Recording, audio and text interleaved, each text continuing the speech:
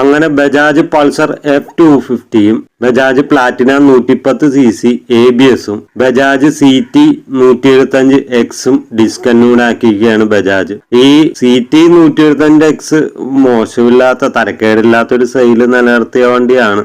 എന്തുകൊണ്ടെന്നറിയില്ല. Platinum നിർത്തിയിട്ടുണ്ട്. ചിലപ്പോൾ പുതിയ മോഡൽ കൊണ്ടുവരാനായിരിക്കാം.